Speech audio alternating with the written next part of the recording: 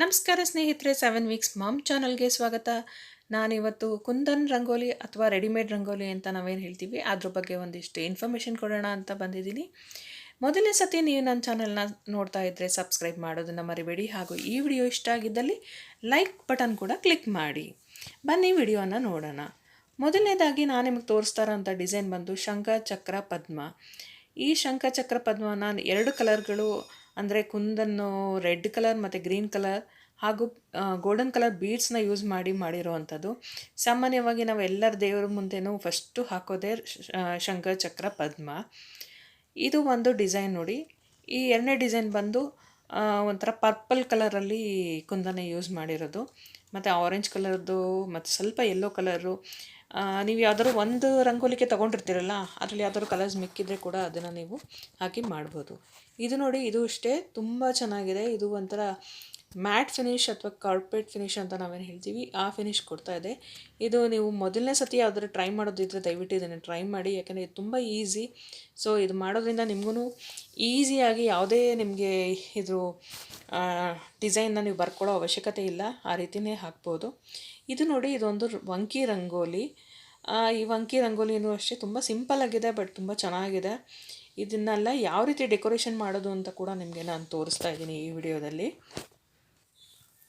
ನೋಡಿ, ನಾನು ಸುಮ್ಮನೆ ಒಂದು ಗಣೇಶ ವಿಗ್ರಹನ ಇಟ್ಟು ನೀವು ಯಾವ ರೀತಿ ಇದನ್ನು ಬಳಸ್ಕೋಬಹುದು ಅಂತ ತೋರಿಸ್ತಾ ಇದ್ದೀನಿ. ಈ ದೇವ್ರ ಮುಂದೆ ನೀವು ಈ ರೀತಿ ಶಂಖ ಚಕ್ರ ಪದ್ಮ ಇದನ್ನು ಹಾಕಬಹುದು. ನಿಮಗೆ ರಂಗೋಲಿ ಹಾಕೋಕ್ಕೆ ಬರಲಿಲ್ಲ ಅಂತ ಕೂಡ ನೀವು ಇದನ್ನೇ ಹಾಕ್ಬೋದು, ಅಥವಾ ಡೆಕೋರೇಷನ್ಗೋಸ್ಕರನಾದರೂ ನೀವು ಈ ರೀತಿ ಬಳಸ್ಕೋಬೋದು. ಈ ವಂಕಿ ರಂಗೋಲಿನ ನೋಡಿ, ಈ ಥರ ನೀವು ಮೇಲ್ಗಡೆ ಭಾಗದಲ್ಲಿ ಏನು ಜಾಸ್ತಿ ಗ್ಯಾಪ್ ಇದೆ ಅಲ್ಲಿ ನೀವು ಯಾವ್ದಾದ್ರು ಒಂದು ವಿಗ್ರಹನ ಇಟ್ಟು ಕೂಡ ನೀವು ಡೆಕೋರೇಷನ್ನ ಮಾಡ್ಕೋಬೋದು. ನಿಮಗೆ ಈ ವಿಡಿಯೋಗಳು ಈ ರಂಗೋಲಿಗಳನ್ನ ನೋಡಿ ನಿಮಗೆ ಇಷ್ಟ ಆಗಿ ನೀವು ಇದನ್ನು ಯಾವ ರೀತಿ ಮಾಡಬೇಕು ಅಂತ ಕೇಳೋದಾದರೆ ನಾನು ಖಂಡಿತ ಅದನ್ನು ನೀವು ಕಮೆಂಟಲ್ಲಿ ತಿಳಿಸಿ, ನಾನು ನಿಮಗೆ ಹೇಗೆ ಮಾಡೋದನ್ನು ಅನ್ನೋದನ್ನು ಕೂಡ ತಿಳಿಸ್ತೀನಿ. ನೋಡಿ, ಈಗ ನಾನು ಈ ಥರನೂ ಒಂದು ಡೆಕೋರೇಷನ್ ಮಾಡಿದ್ದೀನಿ. ಒಂದೇ ಇದರಲ್ಲಿ ನೋಡಿ 2 ಗಣೇಶನ ಉಪಯೋಗಿಸ್ಕೊಂಡಿದ್ದೀನಿ. ಒಂದು ಚಿಕ್ಕ ಗಣೇಶ ಅಥವಾ ಇನ್ಯಾವುದಾದ್ರು ವಿಗ್ರಹ ನಿಮಗೆ ಬೇಕಾಗಿದ್ದರೆ ಅದನ್ನು ಈ ಸೆಂಟ್ರಲ್ಲಿ ಇಡ್ಬೋದು. ಈ ರೀತಿ ಮಾಡೋದ್ರಿಂದ ಕೂಡ ನಿಮಗೆ ತುಂಬ ಚೆನ್ನಾಗಿ ಕಾಣಿಸುತ್ತೆ.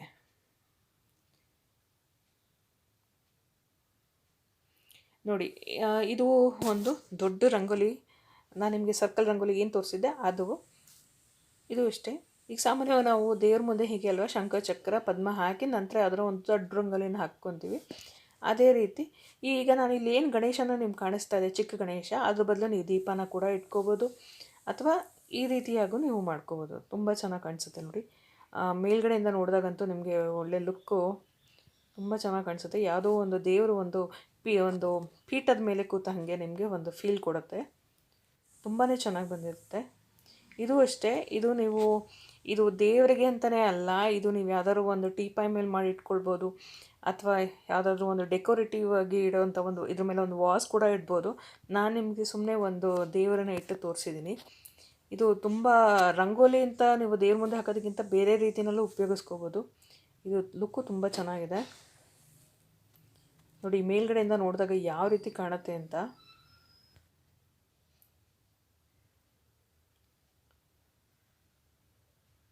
ನೋಡಿ, ನಿಮಗೆ ನಾನು ಈ 4 ಟೈಪ್ ರಂಗೋಲಿನ ನಾನು ನಿಮಗೆ ತೋರಿಸಿದ್ದೀನಿ. ಮತ್ತು ಇನ್ನೊಮ್ಮೆ ನೋಡಿ ಡಿಸೈನ್ಗಳನ್ನ. ನಿಮಗೆ ಈ ಡಿಸೈನ್ಸ್ ಏನಾದರೂ ಹಾಕೋದಕ್ಕೆ ಬೇಕಾಗಿದ್ದರೆ ಯಾವ ರೀತಿ ಹಾಕೋದು ಅನ್ನೋದನ್ನು ಕೂಡ ನಾನು ನಿಮಗೆ ತಿಳಿಸ್ತೀನಿ. ಈ ವಿಡಿಯೋ ನಿಮ್ಗೆ ಇಷ್ಟ ಆಗಿದ್ದಲ್ಲಿ ಲೈಕ್ ಮಾಡಿ, ಹಾಗೂ ಹೊಸಬ್ರಾಗಿದ್ದರೆ ಸಬ್ಸ್ಕ್ರೈಬ್ ಮಾಡೋದನ್ನು ಮರಿಬೇಡಿ ಅಂತ ಹೇಳ್ತಾ, ನಿಮ್ಗೆ ಇನ್ನು ಯಾವುದಾದ್ರೂ ಮಾಹಿತಿ ಬೇಕಾಗಿದ್ದರೆ ಮತ್ತೊಂದು ವಿಡಿಯೋದಲ್ಲಿ ತೋರಿಸ್ತೀನಿ. ಅಲ್ಲಿವರೆಗೂ ಟಾಟಾ, ಬಾಯ್ ಬಾಯ್.